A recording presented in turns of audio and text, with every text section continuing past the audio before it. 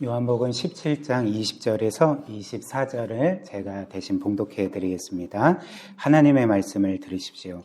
내가 비옵는 것은 이 사람들만 위함이 아니요 또 그들의 말로 말미암아 나를 믿는 사람들도 위함이니 아버지여 아버지께서 내 안에 내가 아버지 안에 있는 것 같이 그들도 다 하나가 되어 우리 안에 있게 하사 세상으로 아버지께서 나를 보내신 것을 믿게 하옵소서. 내게 주신 영광을 내가 그들에게 주었사오니 이는 우리가 하나 된 것 같이 그들도 하나가 되게 하려 함이니이다. 곧 내가 그들 안에 있고 아버지께서 내 안에 계시어 그들로 온전함을 이루어 하나가 되게 하려 함은 아버지께서 나를 보내신 것과 또 나를 사랑하심 같이 그들도 사랑하신 것을 세상으로 알게 하려 함이로소이다. 아버지여 내게 주신 자도 나 있는 곳에 나와 함께 있어 아버지께서 창세 전부터 나를 사랑하심으로 내게 주신 나의 영광을 그들로 보게 하시기를 원하옵나이다. 아멘. 오늘 이 요한복음 17장 말씀은 우리 주께서 십자가에 못 박히시기 전날에 악한 자들에게 잡히시기 직전에 그 성부 하나님께 간절하게 기도한 그 기도의 내용들이 기록된 말씀이죠. 그래서 성경이 우리에게 알려주는 것처럼 이때 예수님께서는 땀이 핏방울과 같이 떨어질 정도로 마치 온 몸에서 진액이 빠져나오고 물과 피가 빠져나오는 것 같은 그 고통으로 우리 성부 하나님께 기도하셨습니다. 어떤 것을 위해서 기도하셨습니까? 나의 뜻이 아니라 아버지의 뜻이 이루어지기를 원합니다. 이 잔을 내게서 거두어 주시기를 원하지만 이 십자가 죽음을 피하기를 원하지만 그러나 내가 이것이 아버지의 뜻이고 또 나의 백성을 구원하는 일이라면 이것을 끝까지 감당할 수 있는 힘을 주옵소서 이렇게 장시간 간절하게 기도하셨죠. 그리고 예수님은 이 일을 위해 기도하셨을 뿐만 아니라 오늘 본문 말씀을 보면 제자들을 위해서도 기도하셨다. 그래서 이후에 제자들이 믿음 위에 굳건히 서고 또 하나님의 뜻을 온전히 이룰 수 있도록 기도하셨고요. 그리고 더 나아가 예수님은 제자들만을 위함이 아니고 제자들을 통해서 그리스도를 믿고 구원받을 이후의 모든 성도들, 이제 우리까지 포함되죠. 이 땅의 모든 성도들을 위해서 기도를 하셨습니다. 20절 말씀 다시 보시면 이렇게 말씀하시죠. 내가 비옵는 것은 이 사람들만 위함이 아니오. 이 사람들은 누굽니까? 이제 제자들을 가리키죠. 이 사람들만을 위함이 아니라 또 그들의 말로, 즉 제자들이 전하는 복음으로 인해서 나를 믿는 사람들도 위함이니 이렇게 말하죠. 즉 우리를 위한 기도였다는 것을 이 말씀을 통해 우리가 깨닫게 되죠. 그렇다면 주님께서는 이때 우리를 위해서 이후에 구원받을 모든 성도들을 위해서 이제 어떤 것을 구하셨을까? 21절 보십시오.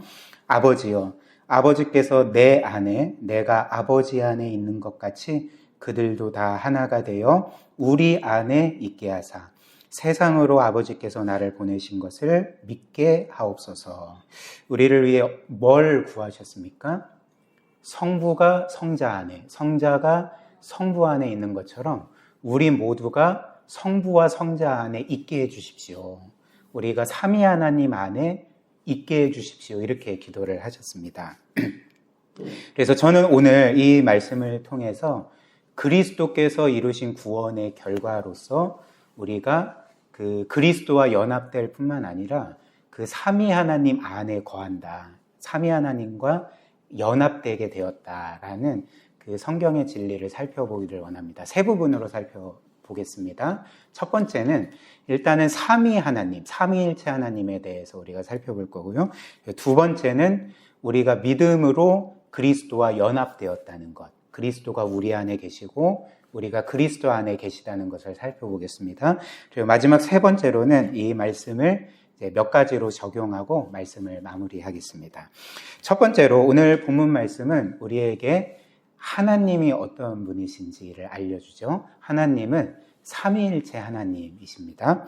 그래서 21절에서 일단 우리가 알 수 있는 사실이 무엇일까요? 21절 다시 보시면 아버지께서 내 안에, 즉 성자 안에, 또 성자께서 성부 하나님 안에 계신다 이렇게 말씀을 하잖아요. 한번 생각을 해보십시오. 성부가 성자 안에 계시고 성자는 성부 안에 계십니다. 그렇다면 어떤 그림을 보여줍니까? 그러니까 서로가 서로 안에 있는 거니까 성부와 성자가 하나라는 것을 보여주는 거죠. 완벽하게 연합되었다는 것을 보여주는 것입니다. 성부와 성자께서 물론 동일하신 하나님이시지만 각각 다른 위격이 아니십니까? 그러니까 이런 표현이 맞는지는 모르겠지만 두 분은 각기 다른 존재이신 거죠. 그러나 두 분이 서로 안에 거하시기 때문에 이 두 분은 둘이 아니라 하나로 존재하신다는 거죠. 그러니까 완벽한 연합을 이루고 계시다는 것입니다. 이것이 바로 성경이 우리에게 알려주는 삼위일체의 신비인 것입니다. 그래서 성경이 우리에게 알려주는 하나님은 구약 성경이 혹은 신약 성경이 우리에게 알려주는 것처럼 하나님은 오직 한 분 하나님이시다. 둘도 아니고 셋도 아닌 하나님은 오직 유일하신 한 분 하나님이시다. 이게 이제 성경의 강조점이잖아요. 근데 동시에 성경이 우리에게 알려주는 것은 그 한 하나님은 성부와 성자와 성령으로 존재하시는 거죠. 그리고 성부와 성자와 성령으로 존재하실 뿐만 아니라 이 세 위격이 각각 다르지만 오늘 말씀처럼 성부는 성자 안에 계시고 성자는 성부 안에 계시고 성령 또한 성부와 성자 안에 계셔서 이 세 위격은 서로 안에 계시니까 세 하나님이 아니라 완벽한 하나이시라는 거죠. 한 하나님이시라는 거죠. 그렇다면 이것은 우리에게 신비이지만 성부와 성자와 성령을 이렇게 하나로 연합시키는 것, 한 존재로 만드는 것이 무엇인가? 우리는 우리의 이성으로 이것을 다 알 수는 없습니다. 온전히 알 수 없고 이것은 여전히 우리에게 신비의 영역으로 남아있지만 그러나 그럼에도 불구하고 성경은 성부와 성자와 성령께서 각각 다른 위격이시지만 하나가 될 수 있는 이유를, 그 힌트를 우리에게 하나 알려줍니다. 그 힌트가 무엇이냐면 이제 사랑이라는 거죠. 사랑. 성부와 성자와 성령께서는 사랑으로 완벽하게 서로 안에 거하시고 하나가 되신다는 것입니다. 우리가 알다시피 이 세상에서 서로 다른 그 존재들을, 우리 각기 다른 사람들을 하나로 연합시키는 매개들이 몇 가지 있지 않습니까? 뭐가 있을까요? 혈연이 있을 수도 있고, 지연이 있을 수도 있고, 학연이 있을 수도 있고, 혹은 정치적인 노선들도 있을 수 있을 것입니다. 그러나 이 모든 것들이 각기 다른 사람들을 하나로 묶긴 하지만 불완전한 거죠. 언제든지 깨트려질 수가 있는 거죠. 지금 이제 총선이 얼마 남지 않지 않았습니까? 그래서 지금 여러 정치 집단들이 이합집산을 하면서 헤어지고 합치고 이런 것들을 반복하잖아요. 근데 제가 장담하건대 지금 합친 사람들은 반드시 나중에 깨트려지게 되어 있습니다. 그리고 깨트려진 사람들은 또 다시 합치게 되어 있습니다. 그러니까 이 세상에 사람들을 하나로 묶는 이 매개들은 사실 불완전하다는 거죠. 언제든지 깨트려질 수 있다는 거죠. 그러나 이 세상에서 서로 다른 존재를 완벽하게 하나로 묶는 것이 있습니다. 그것이 무엇일까요? 그러니까 사랑이라는 거죠. 사랑이라고 할 때 이 사랑은 이기적인 자기중심적인 사랑을 의미하는 것이 아니라 전적으로 이타적인 그 완전한 사랑이 우리를 하나로 묶고 서로 다른 존재들을 완벽히 하나로 묶는다는 것입니다. 그래서 하나님께서는 태초에 이런 의도로서 남자와 여자를 하나로 묶으시는 결혼 제도를 세우신 것 아니겠습니까? 마가복음 10장 6절부터 8절 보시면 우리 주께서 창세기 말씀을 인용하며 이렇게 말씀하셨죠. 창조 때로부터 사람을 남자와 여자로 지으셨으니 이러므로 사람이 그 부모를 떠나서 그 둘이 한 몸이 될지니라. 이러한즉 이제 둘이 아니요 한 몸이니 하나다, 이렇게 말씀하셨습니다. 각기 다른 삶을 살았던 남자와 여자가 결혼으로 한 몸을 이룬다고 하는 거죠. 그런데 여기에서 결혼으로 한 몸을 이룬다는 것은 뭘 의미합니까? 뭐 자웅동체가 된다는 말일까요? 그러니까 이런 말이 아닌 거죠. 물리적인 뭐 하나가 된다는 말이 아니라 뭘 의미하겠습니까? 그러니까 사랑으로 마치 한 존재인 것처럼 여전히 각기 다른 존재이지만 정확히 하나가 되는 존재처럼 이 사랑이 남자와 여자를 연합시킨다는 거죠. 그리고 성경에 따르면 삼위 하나님은 영원 전부터 이렇게 성부와 성자와 성령께서 서로를 완전하게 이타적인 무한하고 영원한 사랑으로 서로를 사랑하시고 기뻐하시고 영화롭게 하셨다 우리에게 알려주는 거죠. 일단 성경은 삼위 하나님의 본질을 사랑이라고 말합니다. 그래서 요한일서 4장 8절을 보면 이렇게 사도 요한이 말했죠. 사랑하지 아니하는 자는 하나님을 알지 못하나니 이는 하나님은 사랑이심이라. 하나님은 사랑이시다. 이렇게 하나님의 존재가 어떤 것인지를 알려주었습니다. 이 부분을 한번 눈여겨보십시오. 성경은 단순히 우리에게 하나님은 사랑이 많으셔 이렇게 말하지 않습니다. 하나님은 사랑이 풍성하셔 이렇게 말하지 않습니다. 물론 이것도 맞지만 요한일서 4장 8장은 하나님은 단지 사랑이 많으실 뿐만 아니라 사랑이시다. 여러분들 영어 문법 중에 A is B는 뭡니까?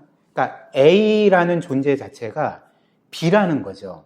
그러니까 A의 본질이 B라는 것이 A is B잖아요. 그럼 하나님은 사랑이시다라는 것은 단순히 하나님이 사랑이 많으신 것을 의미하는 것이 아니라 하나님의 본질 자체가 사랑이라는 거죠.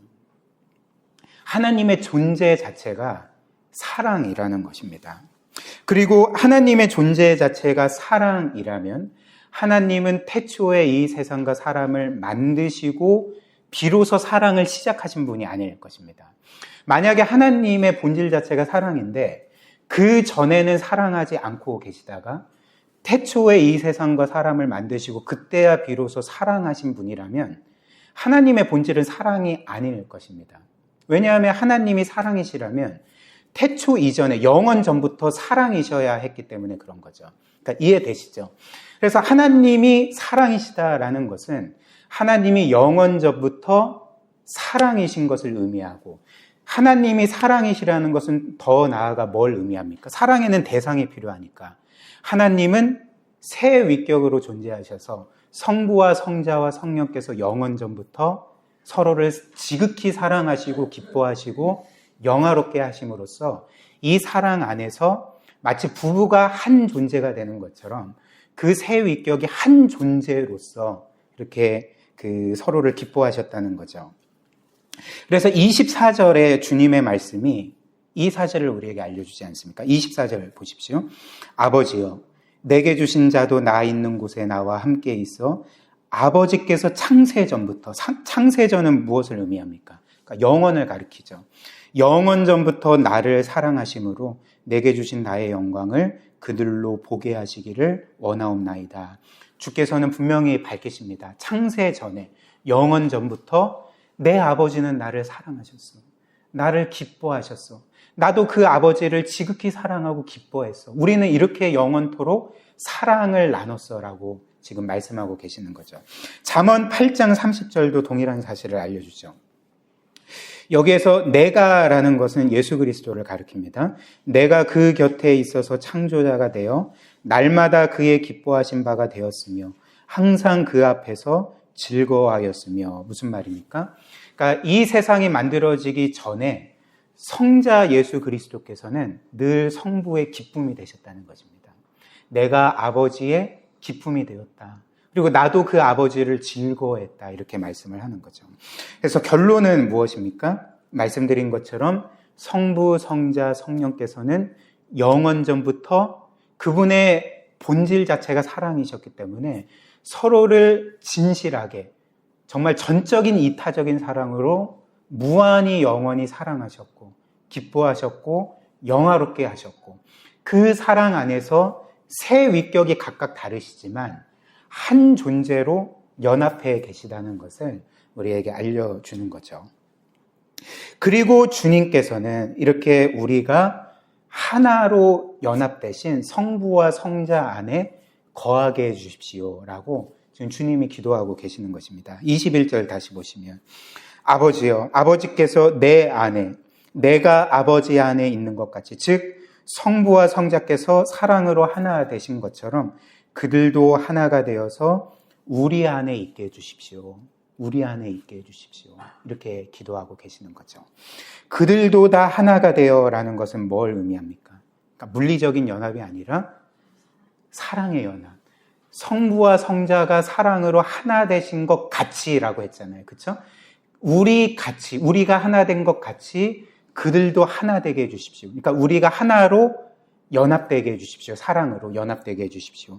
그리고 우리 안에 있게 하사, 즉 우리가 이제는 성부와 성자 안에 거하고 삼위일체 하나님과 연합하게 해달라는 기도를 우리 주께서 겟세마네 기도를 통해 하나님께 드리셨던 것입니다. 그리고 이제 두 번째로 주님께서는 우리가 이렇게 성부와 성자 안에 있을 수 있는 이유를 말씀하십니다. 23절 보십시오. 상반절, 곧 내가 그들 안에 있고 아버지께서 내 안에 계시어. 곧 내가 그들 안에 있고 아버지께서 내 안에 계시어. 이렇기 때문에 우리가 성부와 성자 안에 있을 수 있습니다. 이렇게 말씀하시는 거죠. 좀 어렵지만 한번 이렇게 눈여겨보십시오. 일단 우리가 앞서 본 것처럼 성부와 성자는 서로 안에 거하십니다. 성부는 성자 안에 거하시고 성자는 성부 안에 거하시잖아요. 그렇죠? 그런데 지금 이 말씀은 또 내가 그들 안에 있다라고 말씀하는 거죠. 지금 이해되십니까? 그러니까 성부는 성자 안에, 성자는 성부 안에 계시면 일단은 성부와 성자가 하나이신 거잖아요. 그렇죠? 그런데 그 성자께서 우리 안에 거하신대요. 그러면 지금 우리 안에 누가 계시는 것입니까? 성부와 성자가 계시는 거잖아요. 그렇죠? 이해되시죠? 그러므로 우리가 성부와 성자 안에 거할 수가 있게 되는 거죠. 26절도 동일한 사실을 알려줍니다. 내가 아버지의 이름을 그들에게 알게 하였고 또 알게 하리니 이는 나를 사랑하신 사랑, 성부 하나님의 사랑이 그들 안에 있고 나도 그들 안에 있게 하려 함이니이다. 주님께서는 또 내가 너희 안에 있다라고 말씀을 하십니다. 또한 주님은 이렇게도 말씀하셨는데요. 요한복음 14장 20절 보십시오. 그날에는 내가 아버지 안에 너희가 내 안에 내가 너희 안에 있는 것을 알리라. 그날에는 내가 아버지 안에 너희가 내 안에 내가 너희 안에 있는 것을 너희가 알게 될 거다. 여기에서 그날이라는 것은 언제를 의미할까요?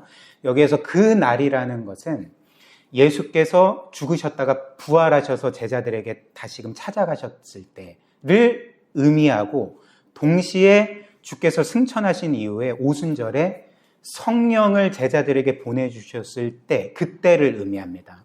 특별히 이제 후자에 주께서 성령을 제자들과 우리 모두에게 보내주셨을 때에 어떤 일이 일어나냐면 내가 아버지 안에 너희가 내 안에 내가 너희 안에 있는 것을 너희가 알게 될 거다. 이렇게 말씀을 하시는 거죠.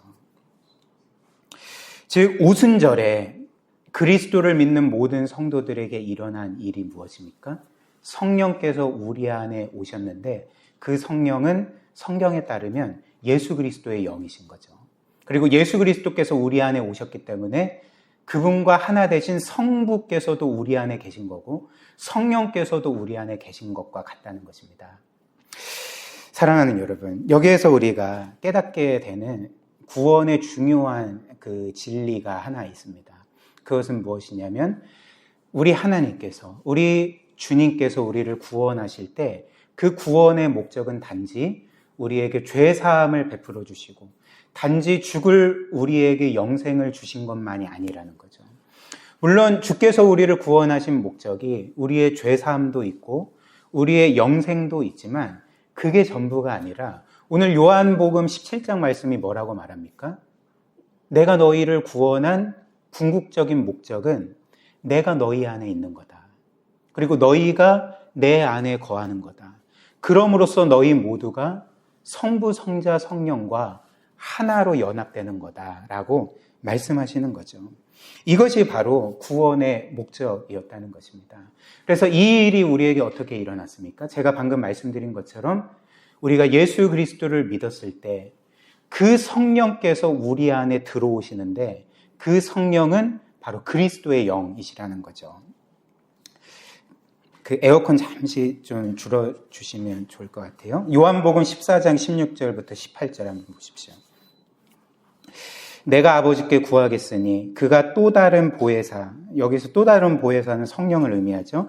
성령을 너희에게 주사 영원토록 너희와 함께 있게 하리니 그는 진리의 영이라. 세상은 능히 그를 받지 못하나니 이는 그를 보지도 못하고 알지도 못함이라. 그러나 너희는 그를 아나니 그는 너희와 함께 거하시며 또 너희 속에 계심이겠습니다. 내가 너희를 고아와 같이 버려두지 아니하고 너희에게로 오리라. 이렇게 말씀을 하셨습니다.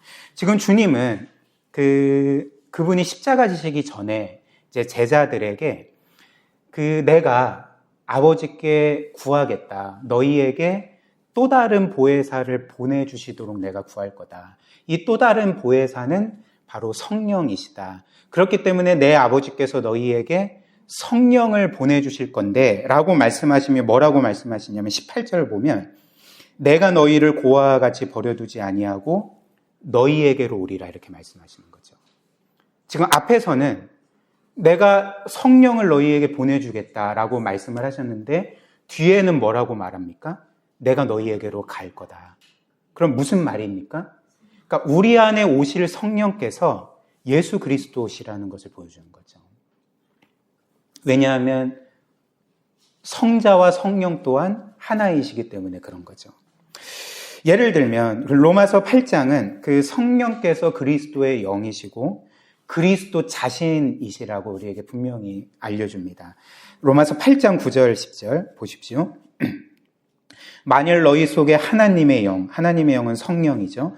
성령께서 거하시면 너희가 육신에 있지 아니하고 영에 있나니 누구든지 그리스도의 영이 없으면 그리스도의 사람이 아니라.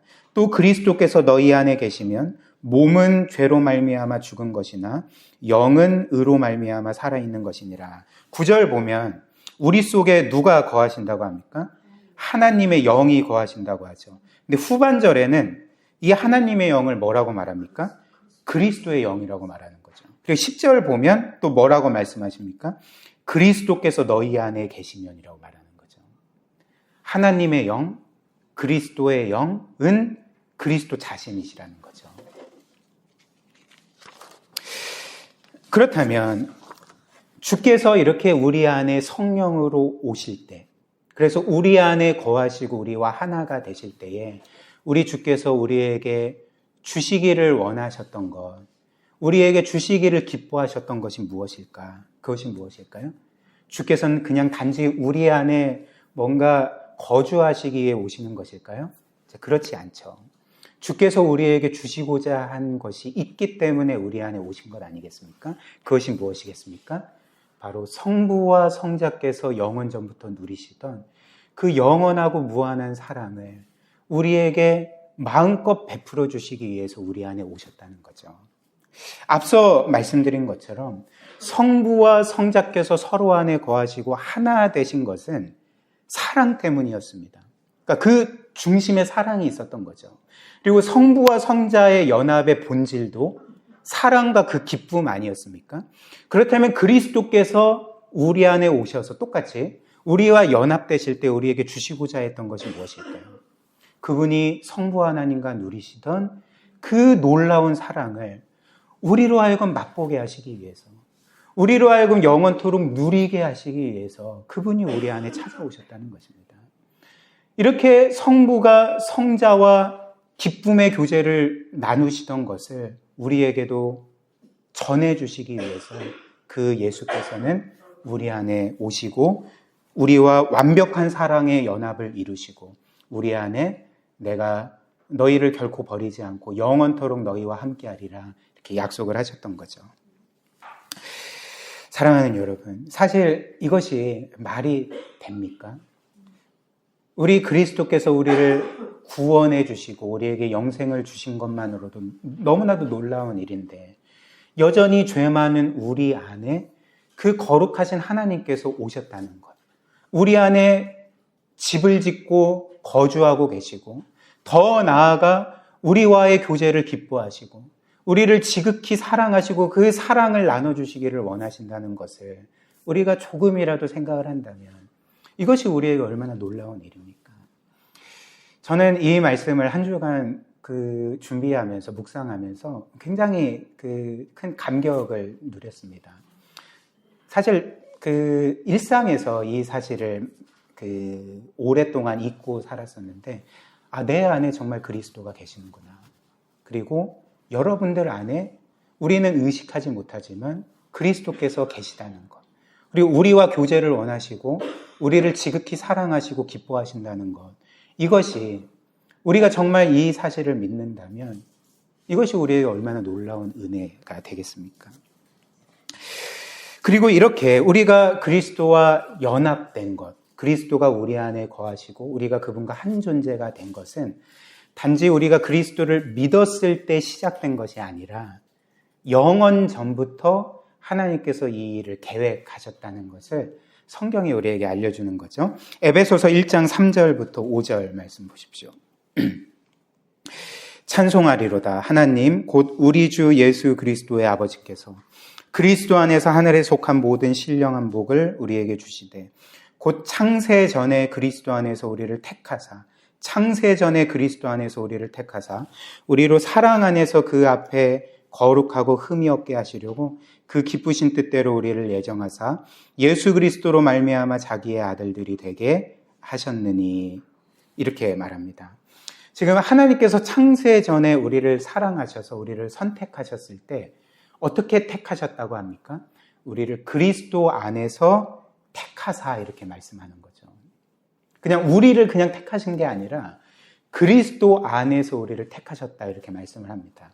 그리고 신약 성경에서 그리스도 안에서라는 이 말은 그리스도와의 연합을 가리키는 거죠.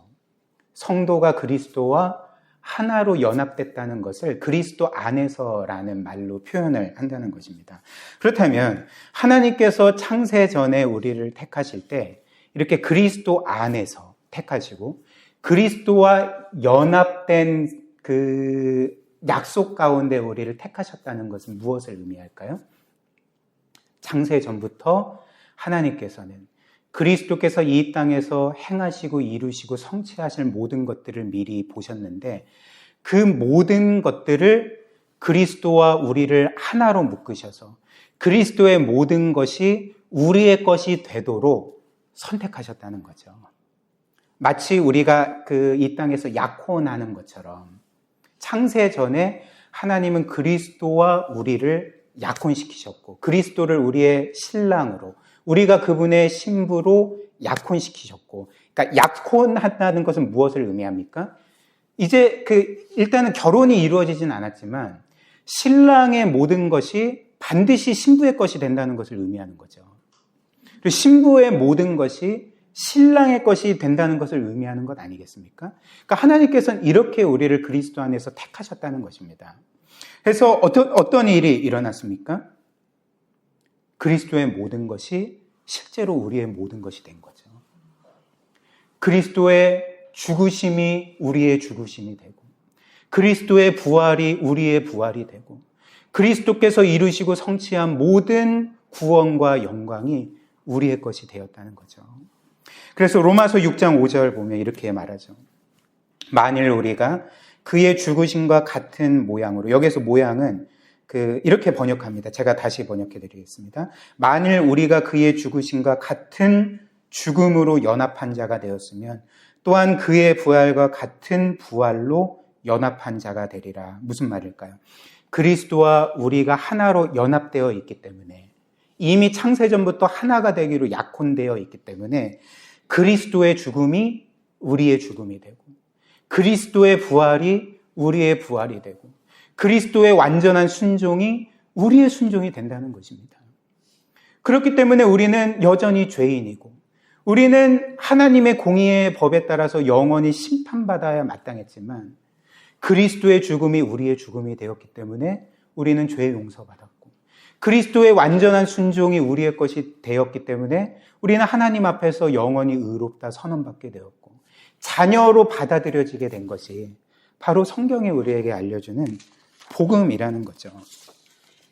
그래서 하이델베르크 요리문답 60문이 그 칭의에 관련된 건데, 이제 이렇게 말합니다. 한번 들어보십시오. 당신은 어떻게 하나님과 올바른 관계를 맺게 됩니까? 오직 예수 그리스도를 믿는 참된 믿음으로만 그렇게 됩니다.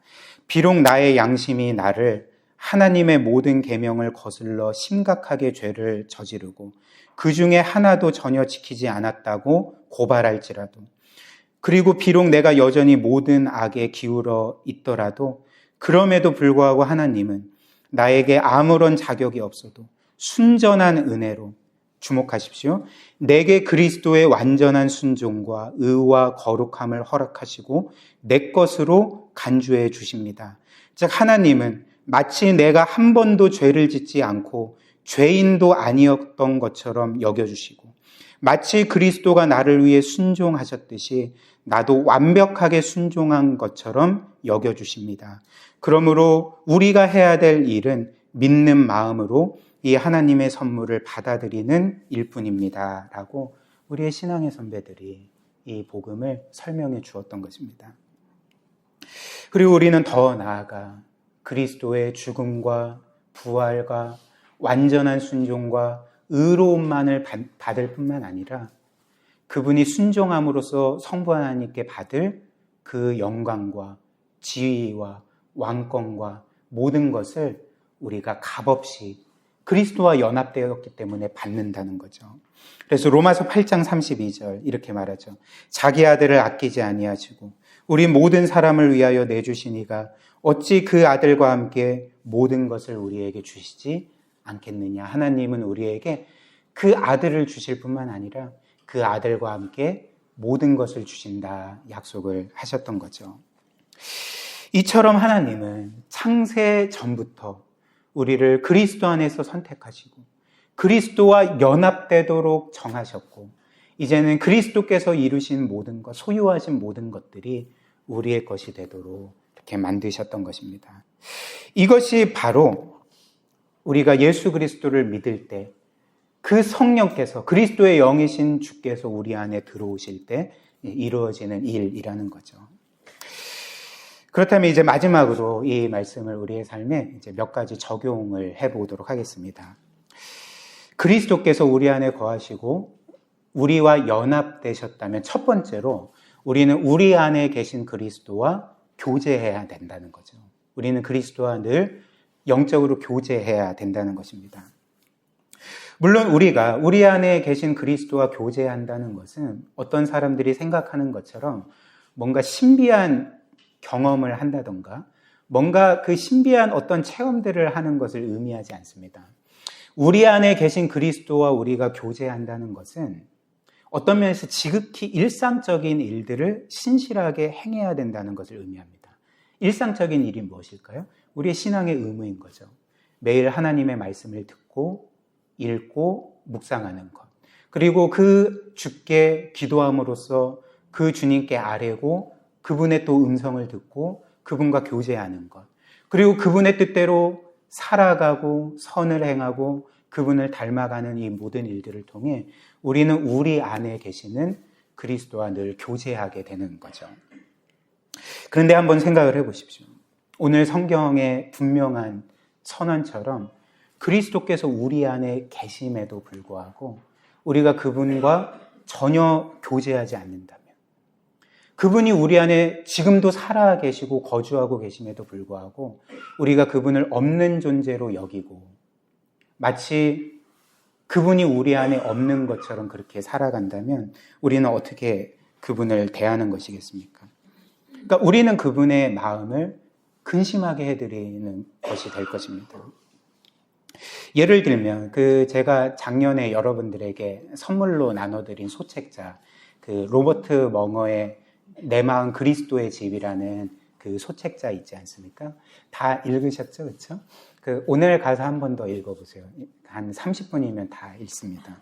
근데 이 로버트 멍어의 내 마음 그리스도의 집의 줄거리 뭐 다 아시겠지만 이런 것 아닙니까?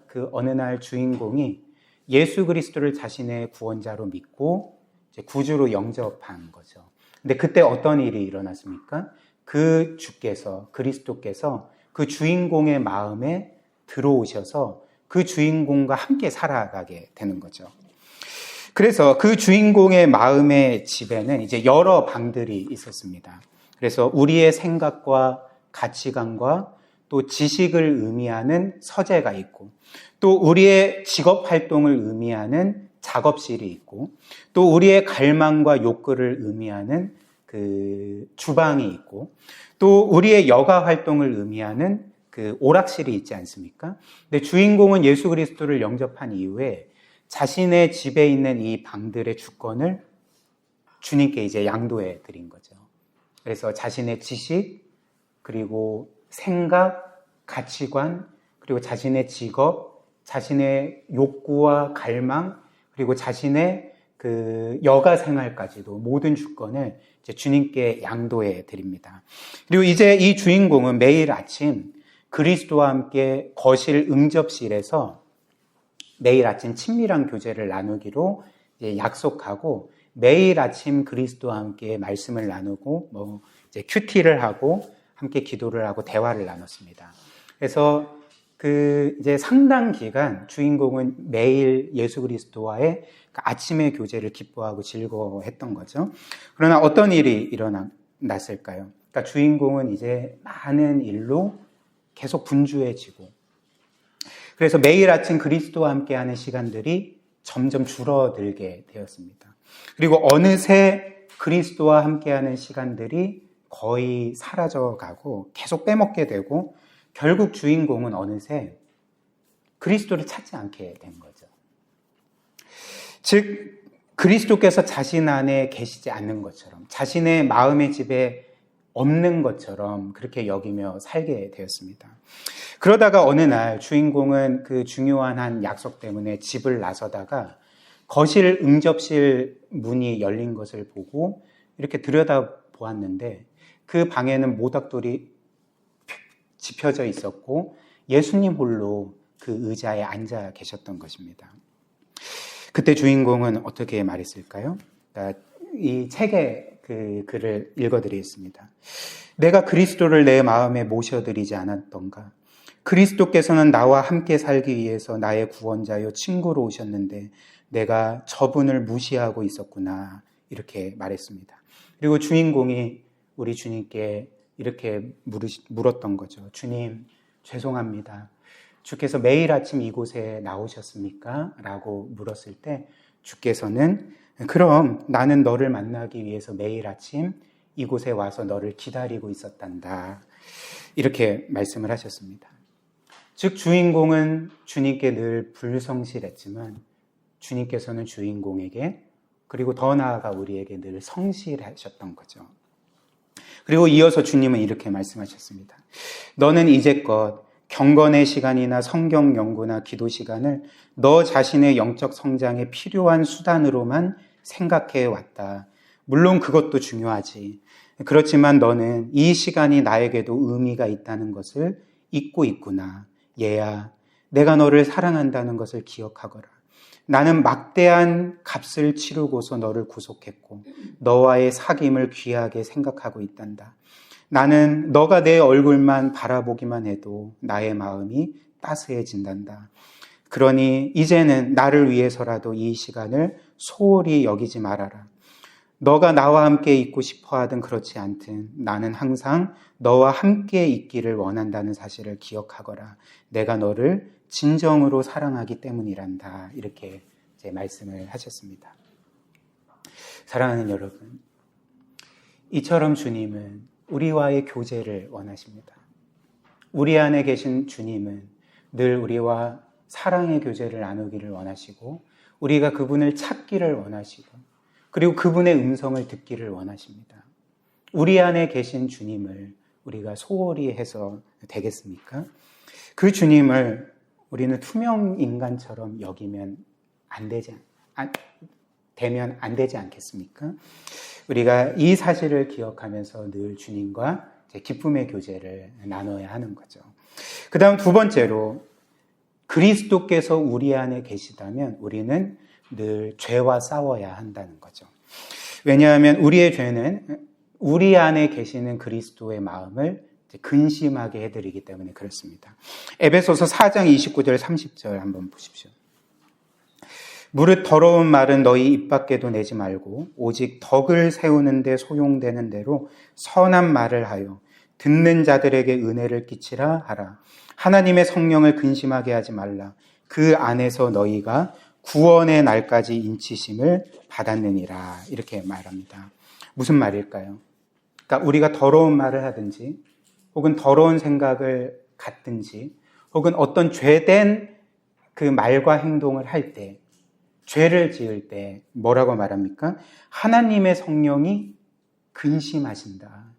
즉 예수 그리스도, 우리 안에 계신 예수 그리스도께서 근심하게 되신다라고 우리에게 알려주는 거죠.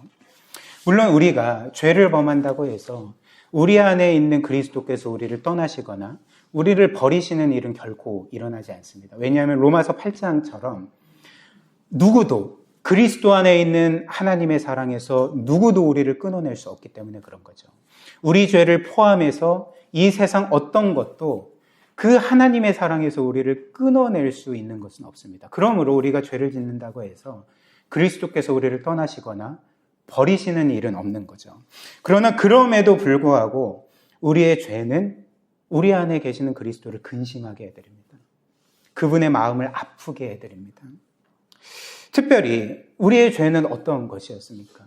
우리는 그냥 어떤 면에서는 아무 생각 없이 짓는 죄라 할지라도 우리의 죄는 2000년 전에 예수 그리스도를 십자가에 못 박은 죄가 아니겠습니까? 그분을 피 흘리게 했던 죄가 아니겠습니까? 그분의 마음을 고통스럽게 했던 죄가 아니겠습니까? 이것을 기억할 때 우리가 어떻게 계속 죄를 사랑할 수 있겠으며 어떻게 계속 죄를 지을 수가 있겠습니까? 따라서 우리는 기억해야 된다는 거죠. 우리의 죄가 그분을 십자가에 못 박았다는 것, 우리의 죄가 그분의 피를 흘리게 만들었다는 것, 그리고 우리의 죄가 지금도 그분의 마음을 아프게 해드린다는 것을 우리가 기억하면서 우리가 사랑하는 그 주님을 위해 우리는 죄와 싸워야 되고, 그리고 그 죄가 아닌 그 주님의 거룩하신 뜻대로 살기에 힘써야 된다는 거죠. 그리고 마지막 세 번째로, 그리스도가 우리 안에 계시고 우리가 그리스도와 연합되었다면 교회 안에 있는 모든 지체들은 그리스도 안에서 하나를 이루어야 됩니다. 연합되어야 됩니다. 예를 들면 내가 그리스도와 연합되었다는 것은 나 홀로 그리스도와 연합되었다는 것이 아니라 무엇을 의미할까요? 그러니까 동일하게 그리스도를 믿은 다른 지체들도 똑같이 그리스도와 연합되어 있기 때문에 우리 모두는 함께 그리스도와 연합된 하나라는 것을 우리에게 보여주는 것 아니겠습니까? 그러니까 예를 들면 성경은 이를 몇 개의 그림으로, 비유로 우리에게 설명해 줍니다. 요한복음 15장에 보면 주님께서 그 비유로 그분과 우리의 관계를 이렇게 말씀하셨죠. 나는 포도나무요, 너희는 가지라, 이렇게 말씀하셨죠. 그렇다면 우리가 예수 그리스도를 믿을 때 원 가지가 아니었던 우리가 포도나무이신 그리스도에게 그 가지로 접붙여지지 않겠습니까? 그렇다면 나 홀로 가지로 접붙여져 있는 것입니까? 그렇지 않고 나와 똑같은 믿음으로 예수 그리스도를 구주로 영접한 다른 모든 지체들도 이미 그리스도의 지체인 거죠. 그 포도나무의 가지들인 거죠. 그러니까 우리 모두가 그 예수 그리스도라는 포도나무에 접붙여진 동일한 가지들이고 하나라는 거죠. 그리고 골로새서 1장 18절은 에베소서도 마찬가지고요. 그 예수 그리스도는 교회의 머리시고 교회는 그의 몸이다. 우리 모두는 그 몸의 지체들이다. 이렇게 말씀합니다. 즉 우리가 예수 그리스도를 우리의 구세주로 믿고 영접할 때에 그분의 몸이 아니었던 우리가 그분의 그 머리 대신 그리스도의 몸에 지체로서 접붙여지는 거죠. 그렇다면 나만 접붙여지는 것입니까? 그렇지 않고 동일한 믿음을 가진 여러분들도 이미 그리스도의 그 머리이신 그리스도의 몸에 접붙여져 있는 상태입니다. 그러니까 우리 모두가 한 몸을 이루고 있고 하나라는 거죠. 하나로 연합되었다는 거죠. 무엇을 보여줄까요? 그러니까 우리의 신앙생활이 반드시 공동체적이어야 된다는 것. 성경에 따르면 지극히 개인적인 신앙생활이라는 것은 없고 우리의 신앙생활은 반드시 공동체적이어야 됨을 우리에게 알려주는 말씀이라는 거죠. 이런 이유로 주님은 오늘 이 요한복음 17장 본문 말씀에서 그 세 차례나 걸쳐서 이들이 하나가 되게 해주십시오라고 기도했습니다. 한번 다시 보십시오. 21절부터 23절. 자, 21절 보면 아버지요, 아버지께서 내 안에 내가 아버지 안에 있는 것 같이 그들도 다 하나가 되게 해주십시오. 그리고 22절. 내게 주신 영광을 내가 그들에게 주었사오니 이는 우리가 하나 된 것 같이 그들도 하나가 되게 하려 함이니이다. 23절. 곧 내가 그들 안에 있고 아버지께서 내 안에 계시어 그들로 온전함을 이루어 하나가 되게 하려 함은. 그러니까 세 차례에 걸쳐서 주께서는 이들이 하나 되게 해 주십시오. 우리가 성부와 성자께서 하나이신 것처럼 그들이 우리 안에 거해서 이들 또한 하나가 되게 해 주십시오라고 기도하셨던 거죠. 그런데 불행한 사실이 있지 않습니까? 현 시대에 참 많은 그리스도인들이 신앙생활을 할 때 이것이 마치 개인의 차원인 것만 것인 양, 공동체의 차원은 아닌 것처럼 생각하면서 이렇게 신앙생활을 한다는 것입니다. 특별히 지금 시대에 많은 수많은 그리스도인들이 교회를 등한시하면서 신앙생활하고 있지 않습니까? 여러분들은 한 번쯤 가나안 성도라는 말을 들어보셨을 것입니다. 가나안 성도가 뭐지라고 하시는 분들은 가나안 성도는 이제 거꾸로 하면 안나가가 되잖아요. 그러니까 모르셨어요? 가나안 성도는 나 교회 안 나가 성도가 가나안 성도입니다. 그래서 가나안 성도를 정의하면 교회에는 가기를 거부하지만 어찌됐든 나 홀로 신앙생활 하겠다라고 생각하며 그렇게 신앙생활하는 사람들을 가리켜서 이제 가나안 성도라고 하는 거죠. 물론 소위 이 가나안 성도들의 입장도 상황도 충분히 이해는 됩니다. 왜냐하면 가나안 성도들 중에 상당수는 교회 안에 있는 어떤 문제로 인해 이제 상처를 받고 교회를 떠난 사람들도 많고 또 뭔가 교회가 전하는 복음을 전해야 하나 전하는 세속적인 메시지로 인해서 상처를 받고 이제 교회를 떠난 사람들도 있기 때문에 그런 거죠. 우리가 지금 함께 공간을 사용하고 있는 이 스튜디오 전도사님도 10년간 가나안 성도로 사셨답니다. 교회의 그런 세속적인 메시지나 교회 안에 있는 나눔 가운데 사람들이 그런 하나님의 말씀을 나누기보다는 그냥 이 세상에서 성공한 이야기, 뭘 즐기는 이야기, 이런 세속적인 이야기를 나누는 것 때문에 이제 상처를 받고 10년간 이제 교회를 떠나 계셨다고 합니다. 그래서 이런 이유는 우리가 충분히 이해할 수 있는 거죠. 그러나 그럼에도 불구하고 가나안 성도들 중에는 3년간 긴 코로나 시기를 거치면서 이제 물리적으로 교회에 나가기 힘드니까 이제 온라인으로 예배를 드리다가 지금은 코로나 상황이 끝났음에도 불구하고 그게 편해서 그냥 교회에 나오는 건 불편하고 헌금도 내야 되고 사람들과 원치 않은 교제도 해야 되니까 그냥 매주 주일날 인터넷 켜놓고 온라인으로 예배 드리면 그게 예배이지 않겠나라고 생각하면서 여전히 교회를 나오지 않는 많은 성도들이 있는 거죠. 그러나 성경이 우리에게 알려주는 바가 무엇일까요? 어떤 경우에서든지 교회에 상처를 받아서 교회를 떠나서 가나안 성도로 살든지 아니면 코로나 시기를 거쳐서 이게 편해서 그냥 귀찮아서 온라인으로 예배를 드리는 가나안 성도든지 간에 교회가 없이는 진정한 신앙생활이 아니라는 거죠. 성경은 그런 성도들을 결코 성도라고 말하지 않는다는 것입니다. 엄밀히 말해서 교회에 속하지 않는 성도는 성도가 아니라는 것입니다. 너무 심하게 들리십니까? 그러니까 제 말이 아니라 성경의 분명한 증언이라는 거죠. 한번 생각을 해보십시오. 우리는 그리스도를 믿는 즉시 구원을 받을 뿐만 아니라 교회의 머리이신 그리스도께 접붙여집니다. 그래서 다른 접붙여진 지체들과 한 몸을 이루는 거죠. 이게 이제 구원이자 그 교회라는 거죠. 우리의 신앙생활이라는 거죠. 그런데 그리스도를 믿는다고 하면서 그리스도의 몸을 거부하고 그리스도와 하나로 연합된 다른 지체들을 거부하고 인정하지 않고 교회는 나는 원하지 않아. 나는 교회를 거부해라고 말한다면 그것은 사실 교회를 거부하는 것이 아니라 그리스도를 거부하는 것이고 또 그리스도께서 우리에게 명하신 바를 거부하는 것이 된다는 것입니다. 그렇기 때문에 결론적으로 한 사람이 교회 없이 신앙생활한다는 것은 성경은 그것을 신앙생활이라고 말하지 않고 그렇게 신앙생활하는 성도를 성도라고 말하지 않는다는 거죠. 또한 한번 생각을 해보십시오. 만약에 한 성도가 교회 없이 신앙생활을 하려고 하면 주께서 그에게 주신 명령을 온전히 순종할 수 있겠습니까? 행할 수 있겠습니까? 한번 생각을 해보십시오. 주님께서 우리에게 주신 최고의 계명이 무엇입니까?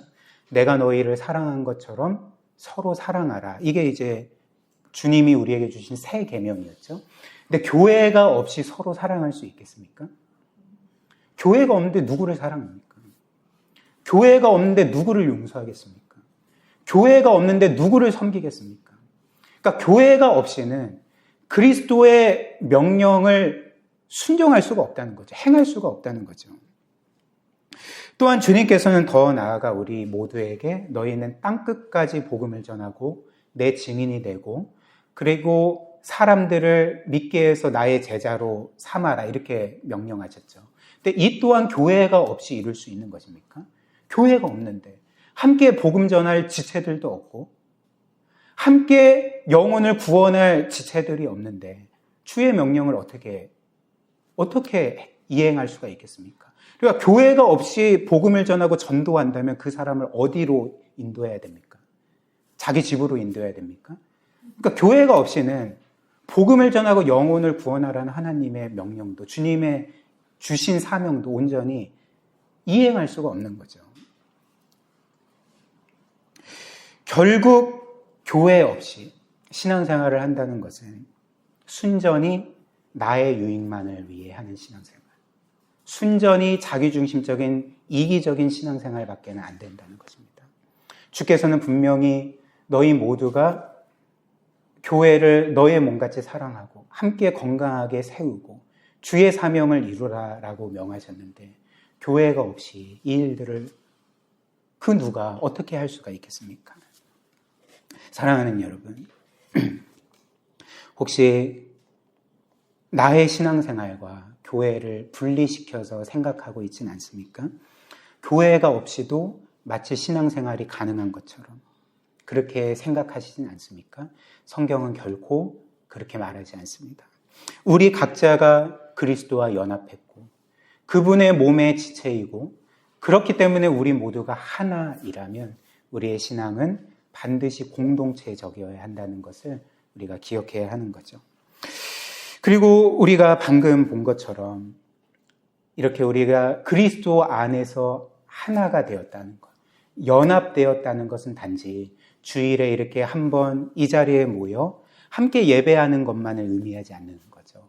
주께서 우리에게 명하신 그 사랑을 실천하고 지체들을 섬기고 품어내고 함께 이 교회를 건강하게 세워가고 또 교회 밖으로는 복음을 전하라는 사명을 받들어서 우리의 입술과 삶으로서 함께 복음을 전하며 하나님의 나라를 이루어가는 그런 공동체를 세워가는 것이 바로 그리스도 안에서 하나 된다는 의미이고 함께 더불어 살아간다는 의미가 된다는 것입니다. 우리 모두가 이렇게 그리스도가 우리 안에 거하신다는 것을 기억하고 그리스도 안에서 우리 모두가 하나인 것을 기억하면서 함께 교회를 건강하게 세워가 주시기를 또 함께 주께서 주신 사명을 감당해 주시기를 주님의 이름으로 축복합니다.